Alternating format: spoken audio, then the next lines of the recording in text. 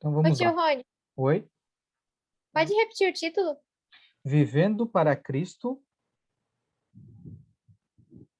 versus... Eu botei, né, um X, hein? Versus a idolatria.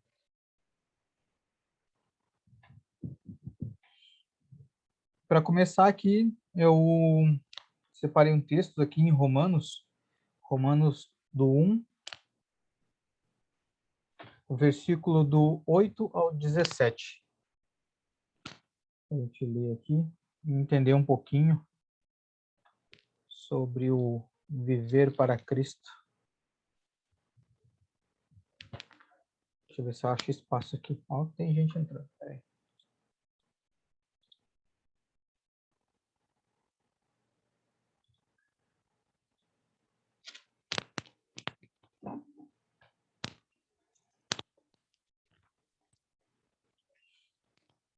Então, vou ler aqui. Está falando de Paulo. Versículo 8 diz assim: Primeiramente dou graças a meu Deus por Jesus Cristo acerca de vós todos, porque em todo o mundo é anunciada a vossa fé, porque Deus, a quem sirvo em meu espírito no evangelho do seu Filho, me é testemunha de como incessantemente faço menção de vós, pedindo sempre em minhas orações que em algum tempo, pela vontade de Deus, se me ofereça boa ocasião de ir ter convosco. Só um pouquinho, tem gente entrando aqui.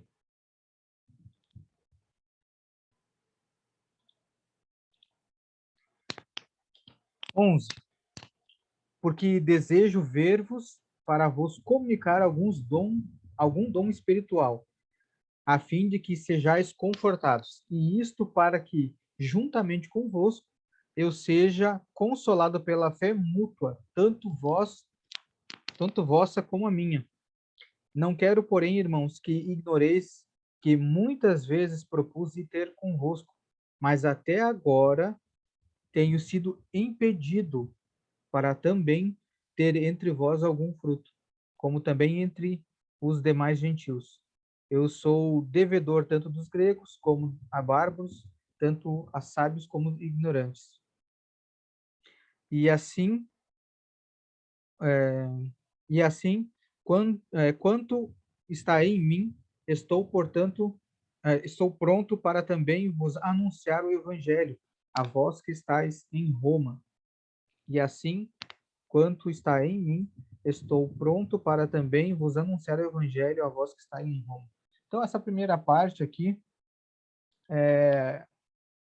Paulo aqui falando o quanto ele desejava, né? Quanto ele colocava em oração e qual o desejo que ele tinha no coração de ter com os irmãos, ou ter, digamos assim, estar em comunhão com os irmãos, né?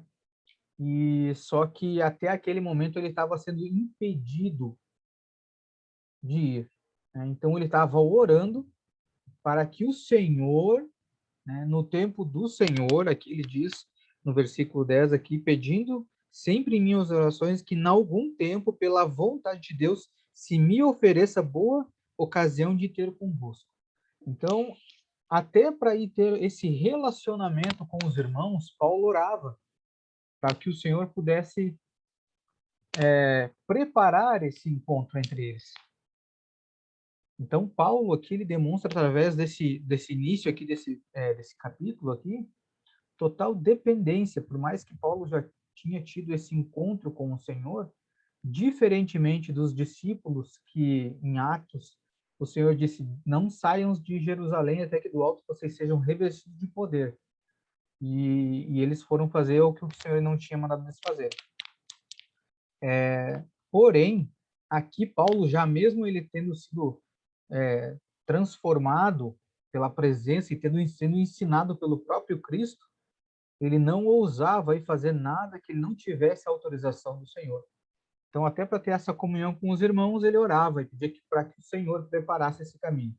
Então, aqui nesse início, ele demonstra total dependência. Mas, ó, irmãos, eu gostaria muito de estar aí com vocês para compartilhar dos frutos, tanto que eu tenho, tanto dos frutos que vocês têm, né? Para que um console o outro, que nós cresçamos juntos.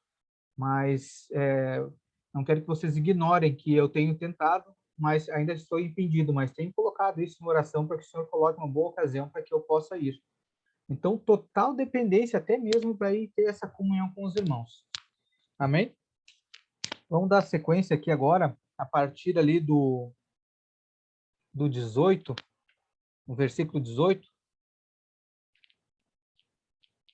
E aqui ele vai estar falando um pouquinho da idolatria.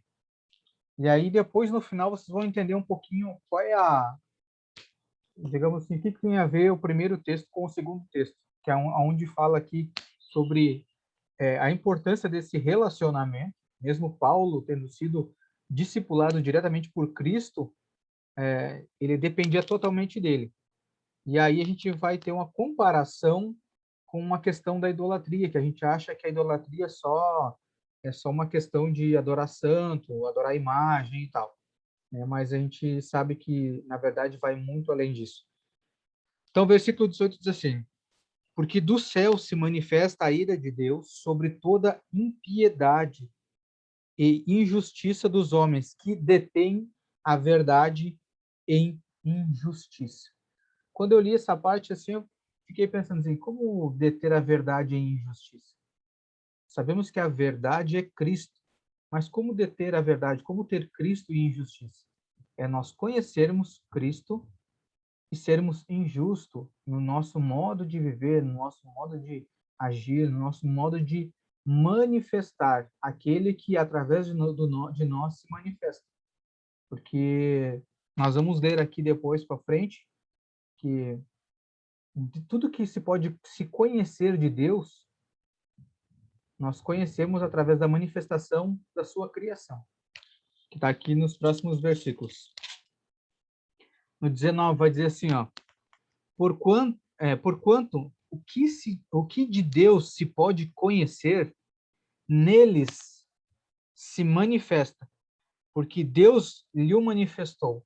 Então, Deus fez se manifestar neles, ou seja, em nós, os filhos, porque as suas coisas invisíveis, desde a criação do mundo, tanto o seu eterno poder como a sua divindade se estendem e claramente se veem pelas coisas que estão criadas, para que elas fiquem inexcusáveis. Então, quando tu vê qualquer coisa criada, você olha Deus.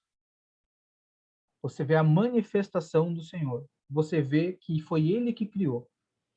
E aí, quando eu li esse versículo, eu entendi o que a gente tinha lido ali atrás, em deter a verdade em injustiça. Por quê? A gente tem que pensar assim, se tudo que nós podemos conhecer de Deus é através da manifestação daquilo que Ele criou, aí eu penso, como que as pessoas estão vendo Deus através de mim? Porque eu sou criação dele. Então, as pessoas enxergam Deus através da minha pessoa, através das minhas atitudes, através das minhas ações. E como eles estão vendo Deus através de mim? Né? O que eles estão conhecendo de Deus? Na verdade, essa é a palavra correta. O que eles estão conhecendo de Deus através de mim, que sou criação dele. 21. Porquanto, tendo conhecido a Deus, não o gloriaram como Deus, nem lhe deram graças. Antes, em seus discursos se desvaneceram, e o seu coração insensato se obscureceu.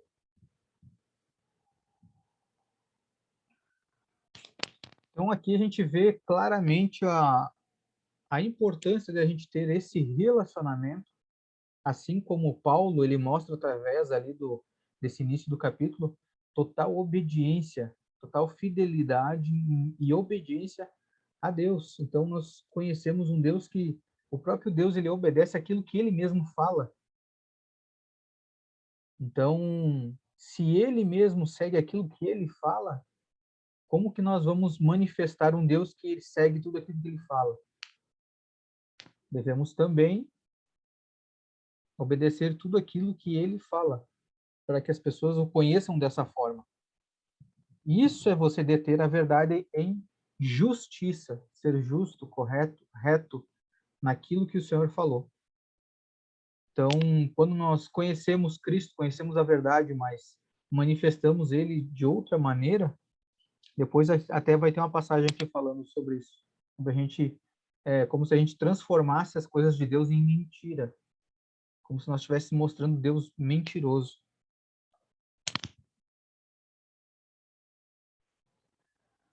Vou ler aqui a partir do 23 agora. Diz assim, e mudaram a glória de Deus, incorruptível, em semelhança da imagem de homem corruptível. Então, tudo que é do Senhor, que é incorruptível, o homem tornou imagem e semelhança de um homem corruptível. Então, se o que a gente vê, conhece de Deus é através da criação, nós estamos mostrando um Deus corruptível, se nós detemos a verdade em injustiça. Então, vocês estão vendo a seriedade de a gente seguir tudo aquilo, não que o pregador fala, não o que o pastor, enfim, mas sim o que Deus tem falado. Porque quando eu vou manifestar, quando alguém vai conhecer alguém através da minha vida, ele não vai conhecer o pastor, o ministrante através da minha vida, ele vai conhecer o próprio Deus através da minha vida, o próprio Cristo. Por isso, a importância de nós obedecermos à risca aquilo que o Espírito Santo fala ao nosso coração. Porque é ele que nós estamos representando.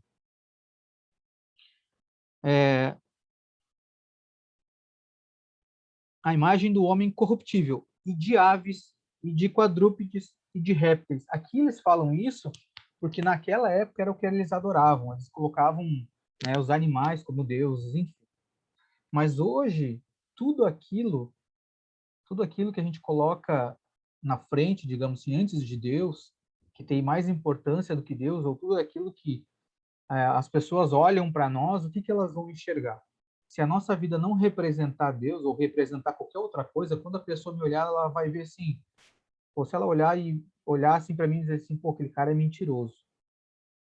Então, quem que eu vou estar expressando? A mentira. Eles vão estar conhecendo quem? A mentira através da minha vida. Ah, aquele cara é soberbo. Quem que eles vão estar conhecendo através da minha vida? Entendeu? Então, tudo isso é como se fosse, digamos assim, é uma consequência da idolatria. Porque a minha soberba, eu dou mais importância para a minha soberba, para o meu ego, do que o próprio Deus. Então, isso se faz se manifestar através da minha vida e as pessoas conhecem isso. E não, eu não consigo refletir de Deus através da minha vida. Amém? 24. Pelo que também Deus os entregou às concupiscências do seu coração. E aqui, agora que é o complicado. Eu estava comentando com os homens justamente esse versículo, esse início aqui, o perigo de nós não termos essa comunhão com Deus diretamente e ter essa obediência a Ele. Por quê? Justamente por essa questão aqui, ó. Pelo que também Deus os entregou às concupiscências do seu coração, à imundícia, para desonrarem ao seu corpo em si mesmo, pois mudaram a verdade de Deus em mentira. Olha, mudaram a verdade de Deus em mentira. E olha o que ele segue dizendo aqui. E honraram e serviram a criatura, mais a criatura do que o Criador.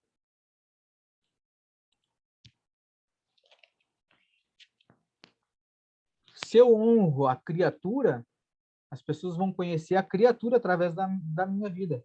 É criatura conhecendo a criatura. Só. Se resume a isso.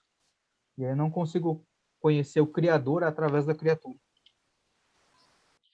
pois mudaram a verdade de Deus em mentira e e serviram mais a criatura do que o Criador, que é bendito eternamente. Amém. Pelo que Deus os abandonou às paixões infames, porque até as suas mulheres mudaram o natural, no contrário à natureza. E, semelhantemente, também os homens, deixaram seu uso natural da mulher, ou seja, que em relação ao relacionamento entre o homem e a mulher, se inflamaram em sua sensualidade uns para com os outros. Então, relacionamento homoafetivo. Varão com varão, cometendo torpeza e recebendo em si mesmo a recompensa que convinha ao seu erro. E como eles... E aqui agora, ó, preste bem atenção nesse versículo aqui, ó, 28. E como eles se não importaram de ter conhecimento de Deus, assim Deus os entregou a um sentimento perverso para fazer coisas que não convêm. Então, aqui já está explicado o porquê, o perigo de a gente não ter esse relacionamento com o Senhor e buscar conhecê-lo, a sua vontade, e a gente manifestar ele da melhor forma possível, detendo a verdade em justiça. Então, aqui, qual é o perigo de a gente ser um crente, como a gente costuma dizer, um crente meia boca? Eles não se importaram de ter conhecimento de Deus. Assim, Deus os entregou a um sentimento perverso. Quem vai querer correr o risco de ser um crente mais ou menos e ser entregue a um sentimento perverso? As concupiscências do seu coração. Já que você conheceu a verdade, conheceu Cristo, mas você não se importou em conhecê-lo. E aí você é entregue a fazer as vontades do seu coração. Porque alguma vontade nós vamos fazer. Ou a do Senhor, ou a do nosso coração. O detalhe é que se nós fizermos a vontade do nosso coração, nós vamos estar manifestando quem? Criatura manifestando a criatura, os desejos da criatura. Agora, quando nós obedecemos à risca ao Senhor, é a criatura manifestando os desejos do Criador. E assim as pessoas vão conhecer o Criador através das nossas vidas. E aí, detalhe, se você for entregue às concupiscências, às vontades do seu coração, você vai fazer cada vez mais a sua vontade. E aí aqui vai dizer que, ó, algo bem terrível, para fazerem as coisas que não convêm, estando cheios de toda iniquidade, prostituição, malícia, avareza, maldade, cheios de inveja, homicídio, contenda, engano, malignidade, sendo murmuradores, detratores, aborrecedores de Deus, injuriadores, soberbos, presunçosos, inventores de males, desobedientes ao pai e à mãe, nécios, infiéis aos contratos, sem afeição natural, irreconciliáveis, sem misericórdia. Aí a gente olha assim, mas são coisas muito pesadas. Não, eu não sou capaz de fazer isso. Claro que nesse momento você realmente não é capaz de fazer isso. Mas o detalhe é que a concupiscência do coração ela é gradativa, assim como o pecado foi no início. O pecado entrou no mundo através somente de uma desobediência. E aí, depois da desobediência, veio um assassinato. Depois do assassinato veio bigamia. E como é que está o mundo hoje? Então, a concupiscência do coração, ela não é você de uma hora para outra fazer tudo, mas você começa com pequenas coisas. Às vezes é uma mentirinha, às vezes é, sei lá, às vezes um palavrão, uma coisinha aí, ao invés de você cumprir aquilo que o Senhor pediu para você fazer, você não faz. Daqui a pouco você deixa de perdoar, daqui a pouco você deixa de orar. Quando vê, você está só vivendo para fazer a sua vontade. E aí, quando alguém perguntar assim, você já leu a Bíblia? Você vai dizer assim, eu sou cristão. Daí a pessoa vai dizer, sério? Mas não parece. Por quê? Porque não é isso que a gente está, não é isso que as pessoas estão conhecendo através de nós. Elas não estão conseguindo conhecer o Criador através de nós. Então, esse é o perigo de a gente não ter esse relacionamento firme com o Senhor para obedecê-lo. Nós corremos o risco de nós sermos entregues a um sentimento perverso ou aos desejos do nosso coração. E aí a gente começa a fazer coisas que desagradam a Deus, que é o que diz aqui no texto. Amém? E os quais, conhecendo a justiça de Deus, que são dignos de morte, e os que tais coisas praticam, não somente as fazem, mas também consente com os que fazem. Olha aí. Então não basta daí você fazer, além de você fazer coisa que desagrada ao Senhor, quando alguém fizer perto de você, você ainda vai consentir. Então pensa, você pode ser uma pessoa que não está nem lá nem cá, mas daqui a pouco alguém faz algo errado, enfim, rouba, mente, alguma coisa perto de você e você consente, você dá autorização para essa pessoa ainda, não, tá certo, ajuda essa pessoa a fazer algo que desagrada ao Senhor. Então esse é o caminho que vai nos afastando do Senhor. A falta desse relacionamento faz a gente perder o temor. A gente acha, não dá nada, não tem problema nenhum. É que enquanto a gente não conhecer as consequências, a gente acha que nunca tem problema nenhum. E também tem outra coisa. Às vezes dá para entender o porquê que muitos não querem se relacionar a fundo com o Senhor. Por que acontece? Se eu me relacionar com o Senhor de forma direta, corriqueira, todos os dias, 24 horas por dia, conversar com Ele, estar ligado no que Ele deseja, o que Ele quer, ouvir a sua voz, eu vou saber, eu vou deter a verdade. Eu vou saber o que Ele deseja. Aí eu já não posso mais dizer assim, mas eu não sabia. E aí é que entra o detalhe. Muitos não têm esse relacionamento íntimo para não correr o risco de saber o que Deus quer. E aí fica livre para cumprir com a consciência do seu coração. E aí depois tem uma desculpa para dizer assim, mas eu não sabia o que Deus queria, eu fiz o que eu achava que era certo. Claro, você estava fazendo o que estava no seu coração. Mas isso não é culpa de Deus, porque Ele enviou o seu Filho para nos reconciliar com Ele. Então a parte dele Ele fez. E é um preço alto para se reconciliar com alguém. Já pensou se a gente tivesse que se reconciliar com o irmão, com o pai, com a mãe, e para isso a gente tivesse que alguém morrer para a gente se reconciliar? Então eu creio que o preço foi muito alto. Para nós a gente diz, mas a graça foi de graça. Nada é de graça. A graça, Cristo, foi de graça para nós, custou algo para alguém, e esse alguém foi o Deus, o Criador. Então, para nós foi de graça, mas para ele não foi, para ele custou muito. Então, acho que tem um preço, um valor muito alto colocado na mesa para que a gente se desdenhe, para que a gente não se relacione com o Senhor. E a gente ainda corra o risco de ser entregue às concupiscências, às vontades do nosso coração.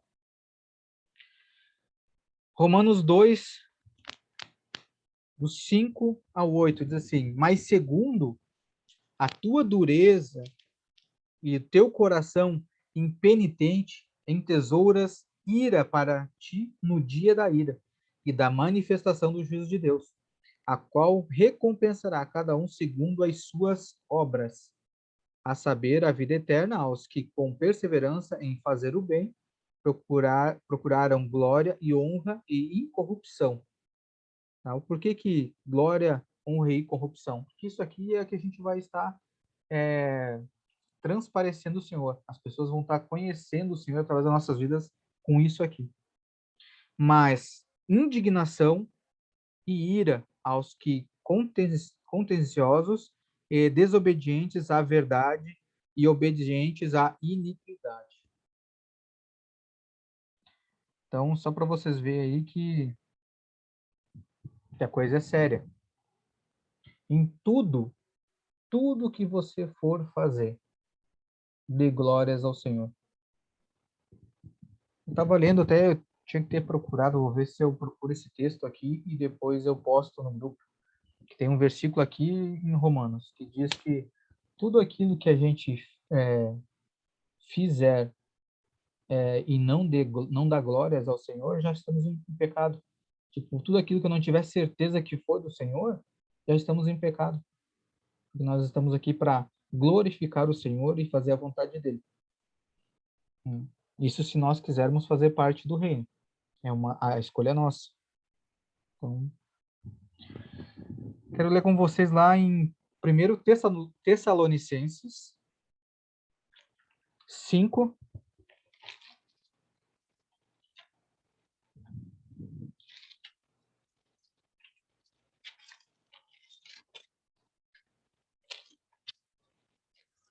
do 16 ao 18.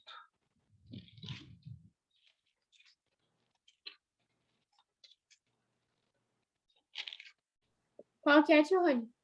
Tessalonicenses 5, do 16 ao 18.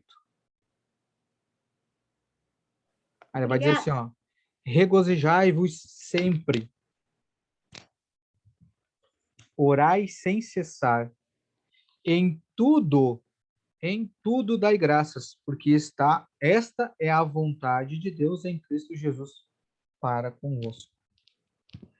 E agora vamos lá para Marcos 12.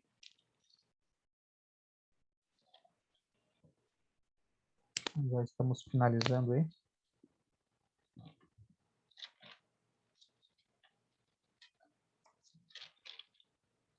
Do 28 ao 30.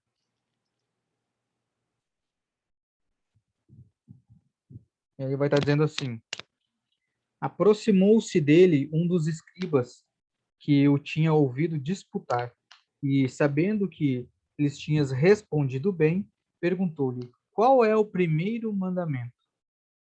Qual é o primeiro de todos os mandamentos?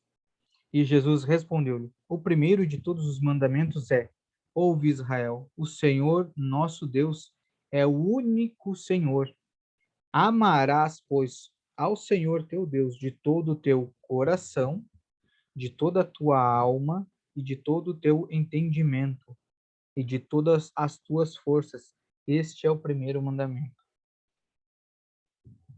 Vê que aqui ele fala a primeira coisa: amarás o Senhor teu Deus de todo o teu coração. E aí agora, lembra que nós tínhamos falado sobre a concupiscência do coração? Alguma coisa você vai fazer com o seu coração. Ou vai estar cheio das tuas vontades, ou cheio de amor por Deus. Aí você escolhe o que você quer preencher o seu coração. E aqui a primeira coisa que ele fala: amarás o Senhor teu Deus de todo o teu coração. E aí você escolhe. Ou você conhece o Senhor, para que ele não permita com que você seja entregue a esses sentimentos perversos, para que você não encha seu coração e cumpra somente com a concupiscência dele, com as suas vontades. E aqui também ele diz assim: e toda a tua alma.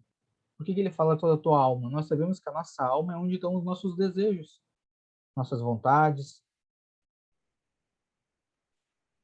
entendeu? Então, todo o nosso ser. E o que é o amor? Nós já falamos aqui. O amor não é o sentimento, é a ação em prol de alguém. Assim como Deus amou o mundo de tal maneira que deu o seu filho. Então, ele fez uma ação em benefício de outro, ou seja, nós. Então, que esse amor, né, de todo o coração, que tudo que nós formos fazer, nós demos graça, que a nossa vontade seja fazer a vontade do Senhor. Eu tinha comentado com os homens que muitas vezes, às vezes eu tipo, não tinha vontade assim de ler, de orar, enfim. E aí, porque parecia que aquilo não estava no meu coração. E aí até isso eu orei para o Senhor. Pai, então coloca esse desejo no meu coração. Por quê? Se ele encheu meu coração de desejo de buscá-lo, além de eu estar fazendo a coisa correta, que é conhecê-lo, eu ainda vou estar fazendo de coração, assim como diz no primeiro mandamento. E buscando ele de todo o coração, eu vou estar enchendo a minha alma de quê? Qual é a vontade que minha alma vai fazer? É a minha vontade? Não. Porque o primeiro, que é o coração, já vai estar buscando ele, então a minha alma automaticamente vai ter vontade de buscá-lo. É automático. Se nós encher o nosso coração de qualquer coisa que não seja algo do Senhor, automaticamente a nossa alma vai buscar fazer somente as nossas vontades, a vontade que está no nosso coração. Você faz bem aquilo que está no seu coração. E assim como diz lá, como João fala lá antes de Jesus, antes de ele conhecer, de apresentar Jesus, né, para ser batizado, ele fazia o seu discurso e dizia lá, raça de víboras. Depois ele disse assim, como pode vós, né, falar alguma coisa boa, né? Se a boca fala do que o coração está cheio. Então já começa daí. Por isso que o provérbio diz, né, de tudo guardais o vosso coração. Entendido, meus queridos? Deixa eu só